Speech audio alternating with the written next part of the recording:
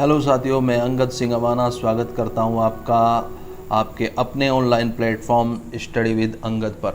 साथियों, आज हम चंद राजवंश के बारे में जानेंगे, कुमाऊं के चंद राजवंश के बारे में जानेंगे। इससे पहले मैं आपको बता देना चाहता हूं, प्राचीन उत्तराखंड के इतिहास की मैंने समस्त वीडियो या फिर कह सकते हैं वीडियो लेक्चर अपलोड कर दिए हैं इसी चैनल पर स्टडी विद अंगद पर, तो आप वहां उन्हें जाकर देख सकते हैं। और यदि आपको उनकी पीडीएफ चाहिए तो फ्री ऑफ कॉस्ट में पीडीएफ आपको मिल जाएंगी हमारे टेलीग्राम ग्रुप या फिर हमारे व्हाट्सएप ग्रुप पर, और दोनों के जो लिंक हैं वो नीचे डिस्क्रिप्शन में है, तो वहां जाकर आप ज्वाइन कर सकते हैं।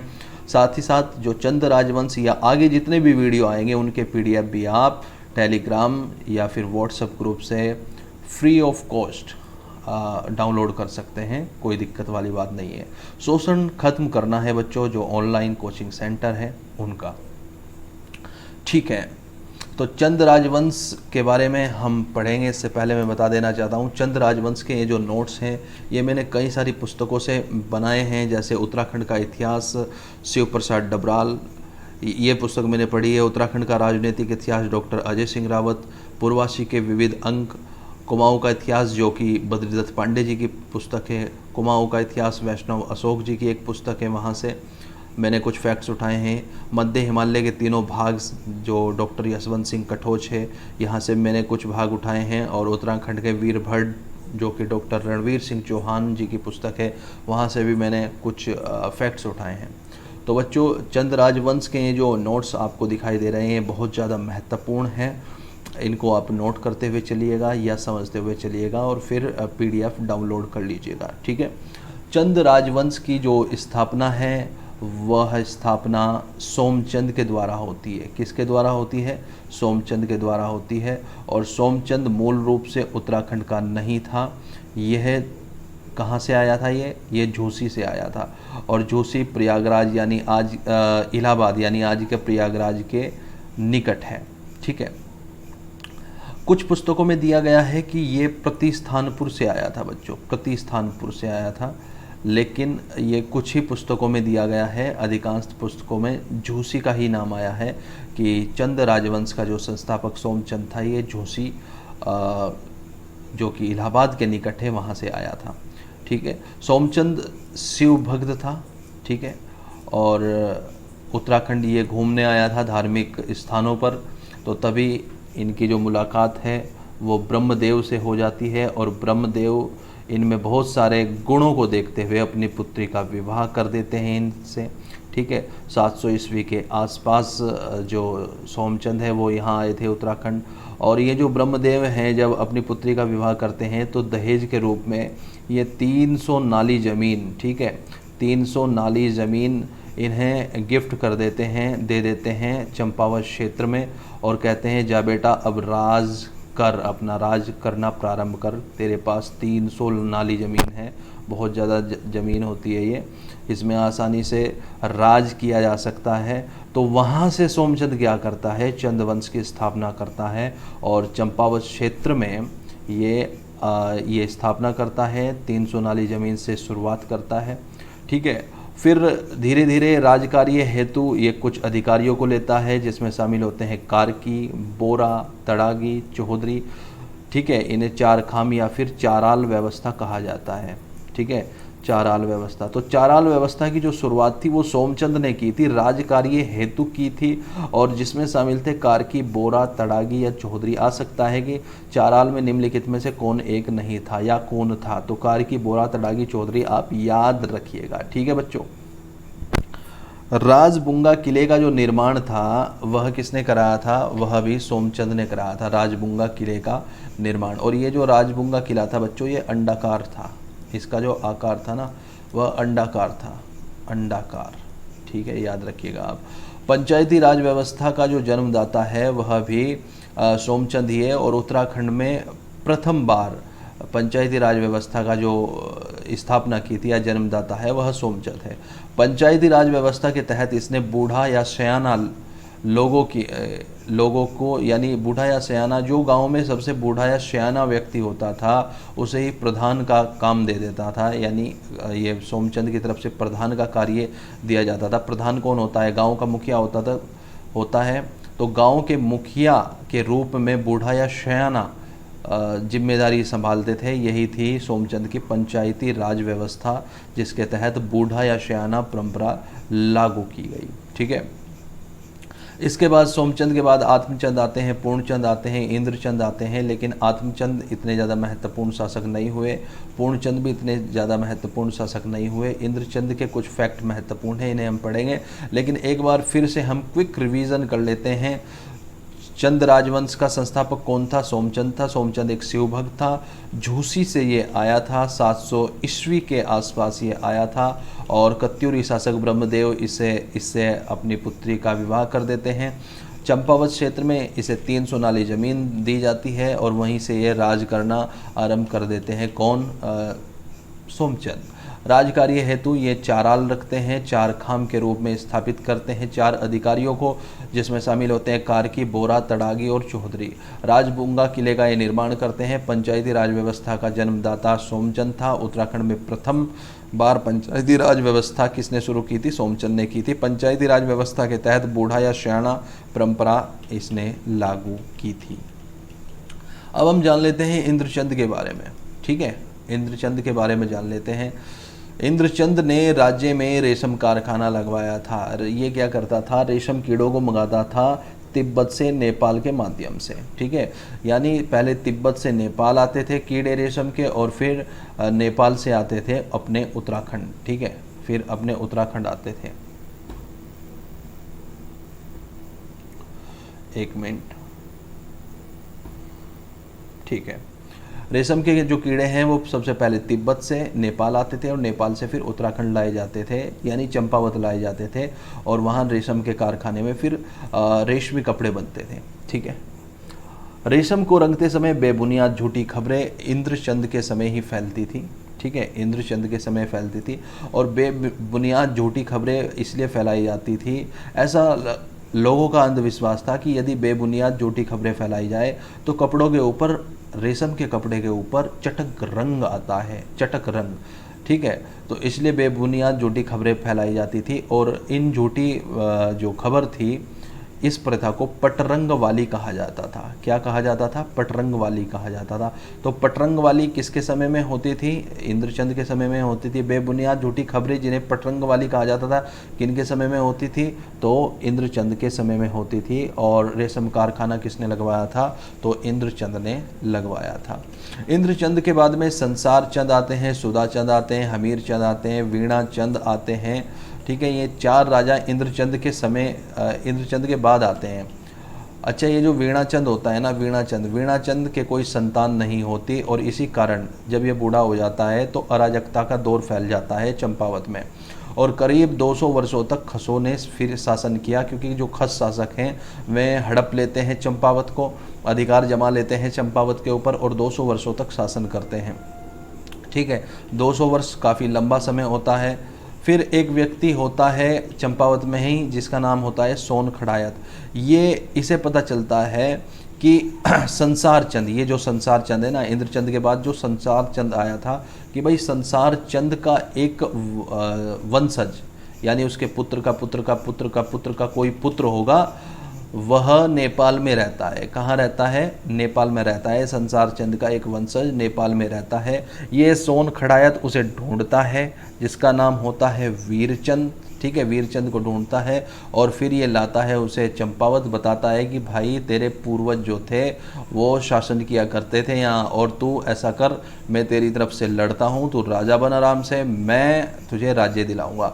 तो सोन खड़ायत वीरचंद को राजा बनाते हैं, लड़ते हैं। तो सोन खड़ायत की सहायता से सोपाल नामक खस या रावत राजा को हराया जाता है, और फिर वीरचंद क्या बन जाता है? राजा बन जाता है, और चंपावत की गद्दी पर बैठ जाता है। आपको ध्यान ये देना है कि अभी जो राज्य है, चंद वंश जो है, पूरे कुमाऊं मंडल में नहीं है, अभी केवल चंपावत में ही है। ठीक है, इसके बाद रूपचंद से त्रिलोकचंद तक के राजाओं का कोई विशिष्ट कार्य देखने को नहीं मिलता, तो इन्हें इग्नोर कीजिए। लगभग 1191 में डोटी के चल शासकों ने कुमाऊं ही नहीं बल्कि गढ़वाल क्षेत्र पर भी आक्रमण किया था। कौन थे? अशोक चल 1191 में आया था। गोपेश्वर त्रिशूल लेख 1191 का है और अशोक चल की जानकारी देता है। बालेश्वर मंदिर चंपावत लेख 1223 का है और क्रांचल देव के बारे में जानकारी देता है। ये जो चल शासक थे, नेपाल के जो चल शासक थे, इन्होंने पूरे उत्तराखंड पर अधिकार जमा लिया था कुछ समय के लिए, और उसमें परमार वंश और चंद वंश कुछ समय के लिए धूमिल हो गया था बच्चों।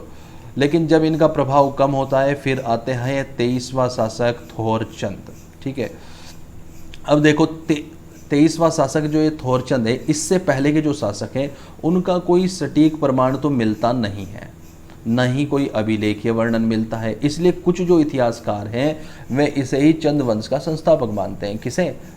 थोरचंद को। लेकिन ऐसा नहीं है। हमारे आयोग ने सोमचंद को ही चंद वंश का संस्थापक माना था, तो हमारी मजबूरी है सोमचंद को ही चंद वंश का संस्थापक मानना। ठीक है, तो 23वां शासक कौन था? थोरचंद था। अब जान लेते हैं त्रिलोकचंद के बारे में।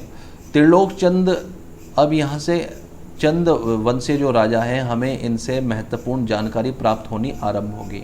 त्रिलोक जो चंद है, त्रिलोकचंद, ये छकाता कहते हैं नैनीताल को। नैनीताल का प्राचीन नाम है छकाता। ठीक है, छकाता को विजित कर लेता है। अब चंपावत का जो राज्य है वो बढ़ता जाएगा और नैनीताल तक आ गया। देखिए, छकाता यानी नैनीताल को विजित कर लेता है, अधिकार कर लेता है त्रिलोकचंद। किसके ऊपर? नैनीताल के। और भीमताल में एक किला बनवाता है। कौन? त्रिलोकचंद। त्रिलोकचंद भीमताल में एक किला बनवाता है और त्रिलोकचंद ने ही पाली बारामंडल में भी प्रथम बार अधिकार दर्ज किया था। ठीक है, त्रिलोकचंद ने ही पाली यानी बारामंडल में भी अधिकार दर्ज किया था। तो त्रिलोकचंद से महत्वपूर्ण फैक्ट्स क्या हैं कि इसने नैनीताल के ऊपर अधिकार जमाया। ठीक है, और इसने पाली और बारामंडल के ऊपर भी अधिकार जमाया। ये दो फैक्ट्स बहुत ज़्यादा महत्वपूर्ण हैं। ठीक है, इसके बाद राजा डमरूचंद, धर्मचंद तथा अभयचंद हुए, जिनका अधिक विवरण नहीं मिलता, लेकिन अभयचंद से संबंधित एक अभिलेख प्राप्त हुआ है। ऐसा चंदवंशीय शासक, प्रथम शासक अभयचंद ही था जिसका जिक्र अभिलेखों से प्राप्त होता है।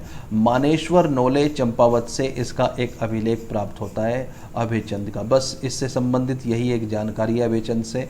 अगर आपसे प्रश्न पूछा जाए कि चंद शासक का वह कौन सा शासक है जिसका अभिलेख मिलता है, मतलब प्रथम चंद शासक कौन है, तो उसका नाम है अभयचंद। ठीक है, अब चलते हैं गरुड़ ज्ञानचंद के पास में और जानते हैं कि इससे संबंधित क्या क्या जानकारी है।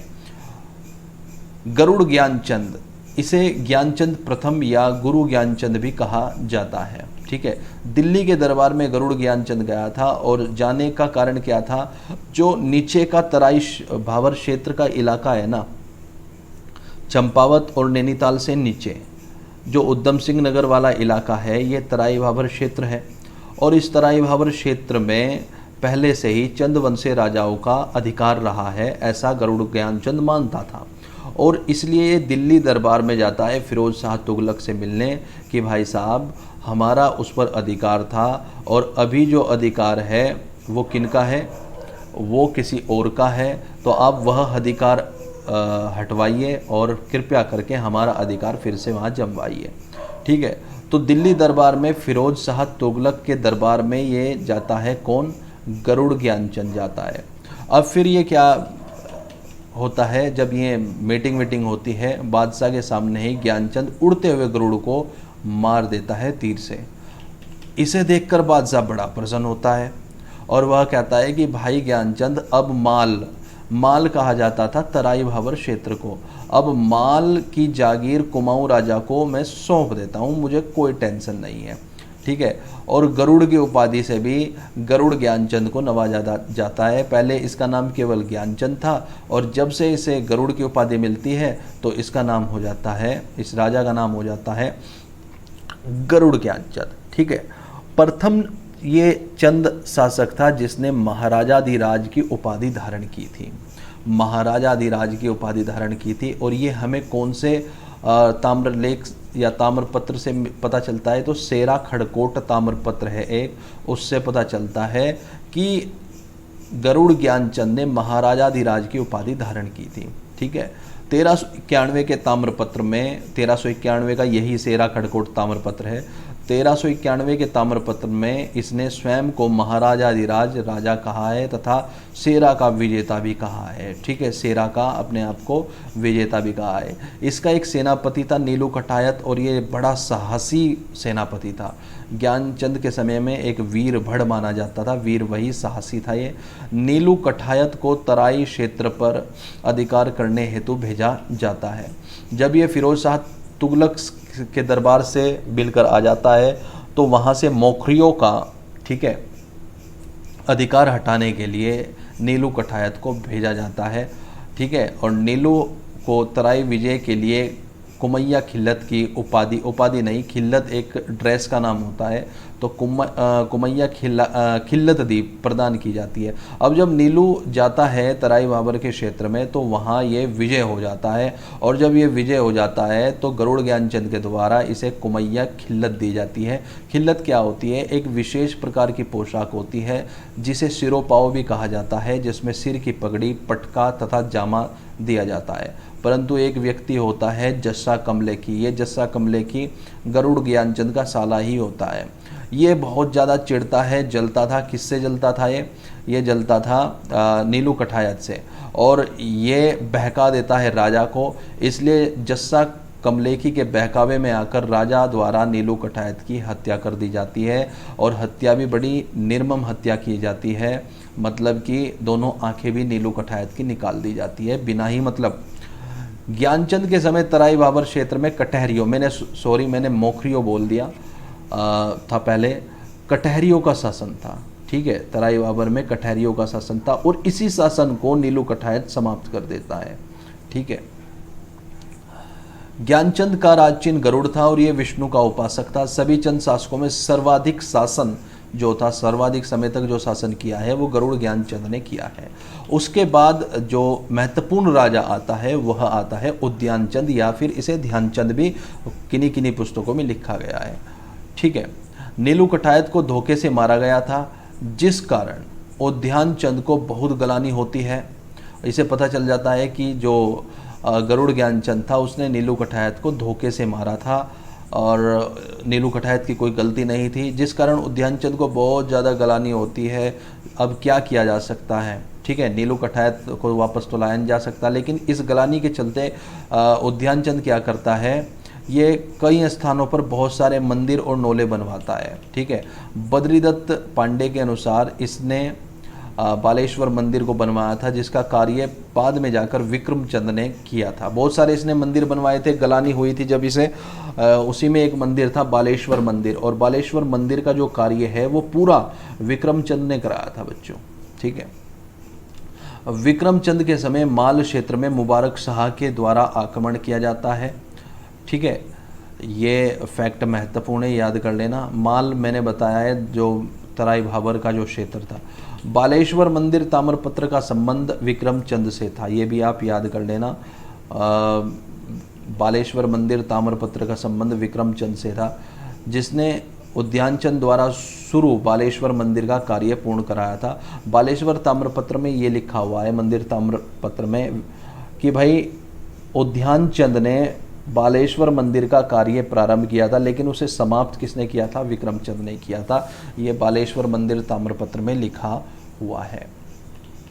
इसके बाद जो शासक आते हैं वो आते हैं भारती चंद। ठीक है, भारती चंद। अच्छा जी, उद्यानचंद विक्रमचंद के बाद में एक शासक थे कली कल्याण चंद, और कली कल्याण चंद के समय भारती चंद विद्रोह कर गद्दी पर बैठ जाता है। ठीक है, और भारती चंद ऐसा वैसा राजा नहीं था, बड़ा ही पराक्रमी व साहसी राजा था। इनके पवाड़े आज भी कुमाऊं में बहुत ज़्यादा प्रसिद्ध है। पवाड़ों के अनुसार एक वीरांगना थी जिसका नाम था भागा ध्योन्यान। ठीक है, इसके साथ इन्होंने द्वंद्व युद्ध किया था। ठीक है, वीरांगना भागा ध्योन्यान के साथ द्वंद्व युद्ध किया था, और ये जानकारी हमें पवाड़ों से पता चलती है।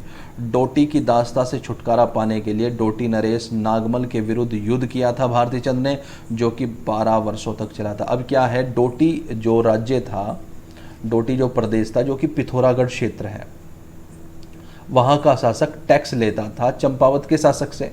अब इस दास्तां से छुटकारा पाने के लिए भारती चंद क्या करता है, उससे युद्ध करता है। और उस समय जो डोटी का शासक था उसका नाम था नागमल। नागमल के खिलाफ युद्ध करता है और ये युद्ध जो है ना बच्चों 12 वर्षों तक चलता है। 12 वर्ष छोटी मोटी अवधि नहीं होती, काफ़ी लंबी अवधि होती है एक युद्ध के लिए। ठीक है, सेना में सभी जाति व धर्मों के लोग थे। किसकी सेना में? भारती चंद के। डोटी आक्रमण के दौरान चंद सेना का प्रथम पड़ाव कटकुनोला में था और दूसरा काली नदी के किनारे बालीचोड़ में था। ये भी आप याद कर लेना, प्रथम पड़ाव कटकुनोला में था और दूसरा पड़ाव जो था वो बालीचोड़ में था। ठीक है, युद्ध के दौरान सैनिकों के स्थानीय महिलाओं के साथ अवैध संबंध स्थापित होते हैं और जब अवैध संबंध स्थापित होंगे तो फिर संतानें भी होंगी और जो संतानें हुई उन्हें नायक जाति कहा गया, नायक जाति। ठीक है, सैनिकों के जो महिलाओं के साथ अवैध संबंध बने उनसे जो प्राप्त संतानें हुई उन्हें नायक जाति का नाम दिया गया और इन्हीं नायक जाति को कटक वाली संतानें भी कहा जाता है। आपको पता होगा अगर आप हिंदी को अच्छी तरीके से पढ़ते होंगे, कटक सेना को कहते हैं, सेना का पर्यायवाची होता है कटक। तो अब सेना के जरिए ये संतानें पैदा हुई तो इसलिए कटक वाली यानी सेना वाली संतानें भी इन्हें कहा जाता है। सोर के राजा विजयबम के साथ भारती चंद का एक संयुक्त ताम्रपत्र प्राप्त होता है। सोर के राजा विजयबम थे और इनके ऊपर भी भारती चंद कब्जा कर लेता है, लेकिन किसकी सहायता से? अपने पुत्र रतन चंद की सहायता से सोर, सिरा और थल आदि क्षेत्र पर अधिकार कर लेता है। कौन? तो भारती चंद अपने पुत्र रतन चंद की सहायता से सोर, सिरा, थल आदि पर अधिकार कर लेता है। ठीक है, सीरा जीतकर सामंत डुंगरा बसेड़ा नामक व्यक्ति को घोषित कर दिया जाता है। अच्छा जी, जब ये सीरा जीत लेता है तो वहाँ का सामंत नियुक्त कर देता है डुंगरा बसेड़ा नामक व्यक्ति को। सामंत क्या होता है? सामंत का कार्य होता है, जो राजा किसी दूसरे व्यक्ति को सामंत नियुक्त करता है तो सामंत का कार्य होता है जिस क्षेत्र का वह सामंत है उस क्षेत्र से टैक्स कलेक्ट करके उस राजा तक पहुंचाना। तो ये जो डुंगरा बसेड़ा है सीरा से टैक्स कलेक्ट करेगा और फिर भारती चंद को पहुंचाएगा। ठीक है, मझेड़ा ताम्रपत्र। मझेड़ा ताम्रपत्र किससे संबंधित है? सोर के मलवंश शासक बमशाह और विजय बम की इसमें जानकारी मिलती है और खेती खान ताम्रपत्र में भारती चंद के दूसरे पुत्र सुजान कुंवर का उल्लेख मिलता है। ठीक है, तो मझेड़ा ताम्रपत्र में मिलता है सोर के मलवंश शासक बमशाह और विजय बम की जानकारी और खेती खान ताम्रपत्र में भारती चंद के दूसरे पुत्र सुजान कुंवर का उल्लेख मिलता है बच्चों। ठीक है, ओके, अब हम पढ़ेंगे किसके बारे में? तो रतनचंद के बारे में। ठीक है, राजा रतनचंद। यहाँ नोट्स टाइपिंग हुए हैं तो ये हैंडमेड नोट्स नहीं है, तो यहाँ और अच्छा लगेगा आपको। तो राजा रतनचंद किसके पुत्र थे? भारती चंद के पुत्र थे। भारती चंद के बाद उसका पुत्र रतनचंद गद्दी पर बैठता है। ठीक है, रतनचंद का उल्लेख कहाँ हुआ है? लोहाघाट व हुडेरी। ठीक है, लोहाघाट व हुडेरी ताम्रपत्र में मिलता है। रतनचंद के समय ही डोटी में नागमल ने विद्रोह कर दिया था। अब देखिए, डोटी जो क्षेत्र था सीरा, सोर और थल को मिलाकर डोटी क्षेत्र बनता है। इस पूरे डोटी क्षेत्र में एक नागमल था तो इसने विद्रोह कर दिया था और फिर 11 वर्ष तक शासन किया नागमल ने, 11 वर्ष तक शासन। लेकिन जैसे ही 11 वर्ष कंप्लीट हुए फिर रतनचंद ने नागमल को परास्त कर पुनः डोटी पर शाही वंश का अधिकार स्थापित किया। रतनचंद ने थल के राजा सूर सिंह मेहरा को भी पराजित किया था। ठीक है, थल के राजा सूर सिंह मेहरा को पराजित किया था। ये तभी किया था जब इसका बाप था इसके साथ में, यानी भारती चंद। रतनचंद ने सीरा को जीतकर बसेड़ा राजपूत को वहाँ का सामंत नियुक्त किया था और रतनचंद पहला चंद शासक था जिसने भूमि बंदोबस्त व्यवस्था लागू की थी। और ये जो भूमि बंदोबस्त था बच्चों इसने ये सीरा में किया था। कहाँ किया था? सीरा में किया था। और इस हेतु इसने जिंदा केतल नामक एक भूमि बंदोबस्त अधिकारी था, तो भूमि बंदोबस्त हेतु इसने जिंदा केतल को भूमि बंदोबस्त अधिकारी नियुक्त किया था। ठीक है, इसके बाद आते हैं बच्चों कीर्तिचंद। रतनचंद के बाद कीर्तिचंद आते हैं। अब ये नाथ संप्रदाय का अनुयायी था कौन? कीर्तिचंद। अच्छा, नाथ संप्रदाय का अनुयायी ये कैसे हो गया? ये इसलिए हो गया क्योंकि कीर्तिचंद के समय में नागनाथ सिद्ध नाम के एक योगेश्वर चंपावत आए थे, उन्हीं से इसने दीक्षा ली और ये हो गया नाथ संप्रदाय का अनुयायी। ठीक है। इसने अल्मोड़ा बारामंडल में स्थित विशोत कोट, खगमरा कोट तथा शिवनरा कोट को जीतकर बारामंडल पर अधिकार स्थापित किया था। ठीक है, यह परीक्षा में भी आया हुआ है बच्चों, विशोत कोट, खगमरा कोट, ठीक है, और शिवनरा कोट को जीतकर बारामंडल पर अधिकार स्थापित किया था। इसने पाली फाल्दा कोट तथा कुशिया कलोटी को भी जीत लिया था। ठीक है, फाल्दा पाली और फल्दा कोट तथा कुशिया कुलोटी को भी जीत लिया था। इसने गढ़वाल के शासक अजयपाल पर आक्रमण कर उसे पराजित कर लोहबागढ़ी को जीता था। अजयपाल पर कीर्तिचंद ने आक्रमण किया और लोहबागढ़ी को जीत लिया। बद्रीदत्त पांडे के अनुसार इस युद्ध के बाद अजयपाल एवं कीर्तिचंद के मध्य एक संधि हुई, जिसके द्वारा देघाट को कुमाऊं गढ़वाल की सीमा रेखा निर्धारित किया गया। देघाट एक ऐसा स्थान था, जब अजयपाल और कीर्तिचंद के मध्य संधि हुई तो देघाट को कुमाऊं और गढ़वाल की क्या मान लिया गया था? सीमा रेखा निर्धारित किया गया था। ठीक है। कीर्तिचंद के बाद राजा प्रताप चंद, ताराचंद, माणिक चंद, कल्याण चंद तथा पूर्ण चंद अल्पकालीन शासक हुए हैं। अब हम पढ़ेंगे बच्चों अल्मोड़ा काल। ठीक है, अल्मोड़ा काल। अल्मोड़ा काल क्यों? क्योंकि भीष्मचंद अपनी जो राजधानी है वो स्थानांतरित करते हैं चंपावत से अल्मोड़ा। ठीक है, तो इसलिए इस काल को अल्मोड़ा काल कहा जा सकता है, जो भीष्मचंद से आरंभ होगा। भीष्मचंद ने चंपावत से राजधानी अल्मोड़ा स्थानांतरित कर ली थी, अतः इसके बाद के राजाओं का अल्मोड़ा काल के रूप में अध्ययन किया जा सकता है। भीष्मचंद, इसके समय डोटी में षड्यंत्र शुरू हुए थे। भीष्मचंद के समय डोटी में षड्यंत्र शुरू हुए। अब देखिए, आप पिथौरागढ़ को जब देखोगे मैप आप यदि आपके सामने हो तो गूगल कर लीजिए आप, तो पिथौरागढ़ से जो चंपावत है, जो डोटी का क्षेत्र है, सोर, सिरा और थल, ये चंपावत से कुछ दूरी पर हैं और चंपावत से इन पर पूर्ण रूप से निगरानी नहीं रखी जा रही थी। इसलिए भीष्मचंद क्या करता है, अल्मोड़ा को अपनी राजधानी चुनता है। अल्मोड़ा से चंपावत को भी देखा जा सकता है, नैनीताल को भी देखा जा सकता है। ठीक है, और जो डोटी क्षेत्र है यानी सोर सिरा क्षेत्र है, उस पर भी नज़र बनाई जा सकती है। यानी ये कह लीजिए कुमाऊं मंडल में अल्मोड़ा बिल्कुल बीच का स्थान है। तो इसलिए भीष्मचंद क्या सोचता है कि भाई अल्मोड़ा को क्या किया जाए, राजधानी बनाई जाए।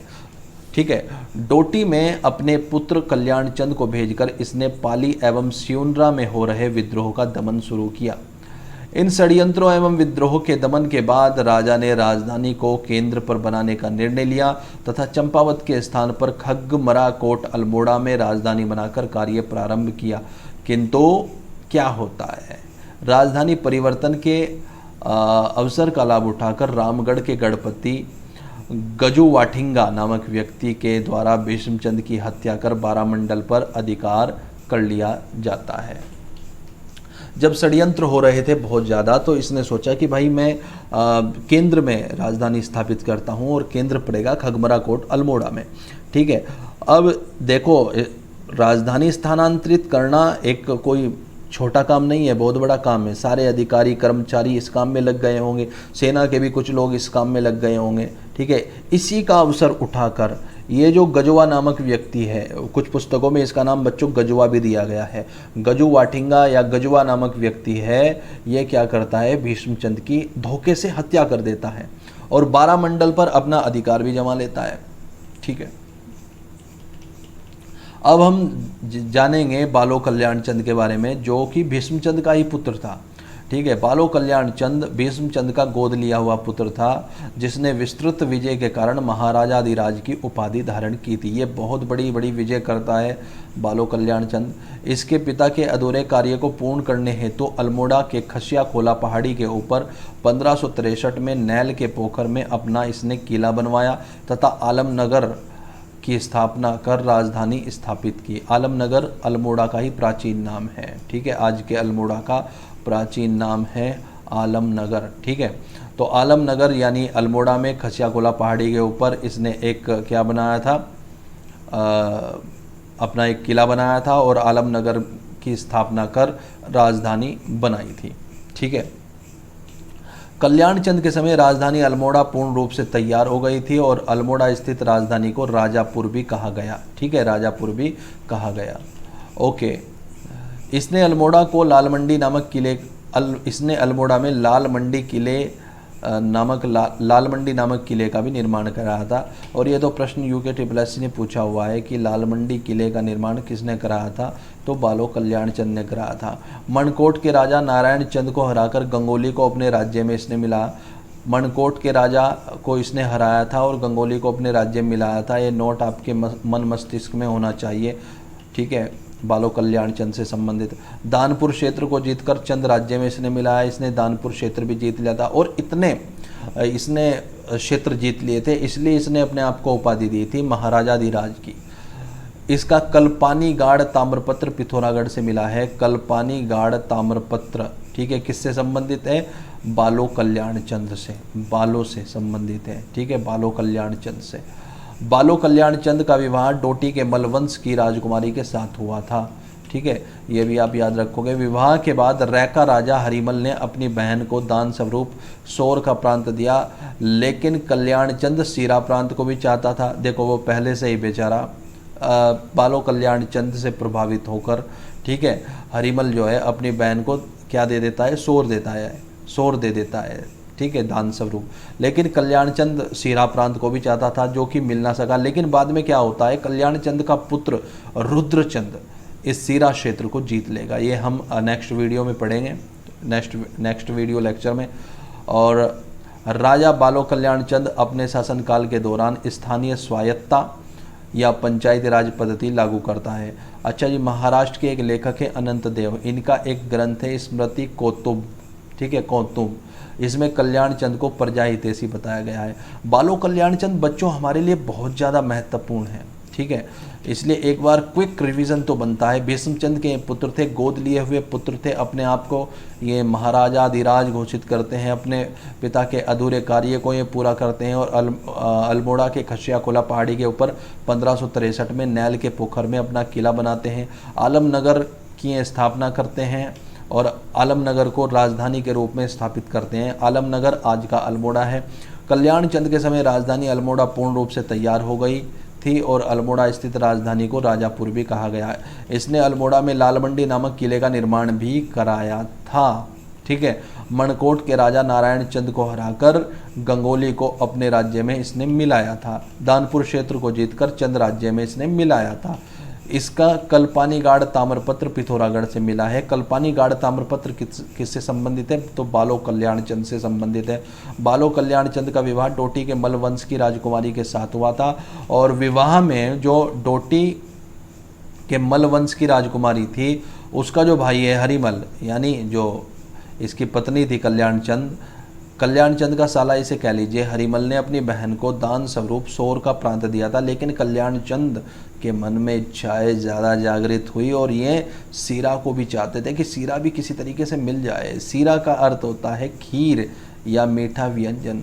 ठीक है, ये सीरा को भी चाहता है। हालांकि बाद में इसका पुत्र सीरा क्षेत्र को जीत लेगा। रुद्रचंद पढ़ेंगे उसे नेक्स्ट वीडियो लेक्चर में।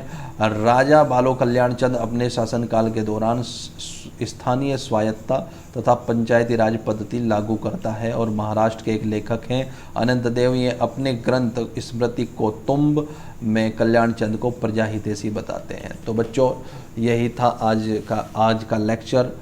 आज का लेक्चर आपको कैसा लगा आप कमेंट करके मुझे बताइएगा। ठीक है, और मैं आपका कोर्स जो है कंप्लीट कराने की पूरी कोशिश करूँगा। ठीक है, और करंट अफेयर की भी मैं वीडियो लाऊंगा बच्चों, लेकिन आपको मेहनत करनी है। बिना मेहनत के कुछ नहीं हो सकता। और इन्हें सब जो भी मैंने फैक्ट बताए हैं इन्हें आप नोट कर लेना और बस पढ़ते रहना बच्चों। ठीक है, ओके जी, आज के लिए इतना ही। जय हिंद, जय देवभूमि, जय उत्तराखंड।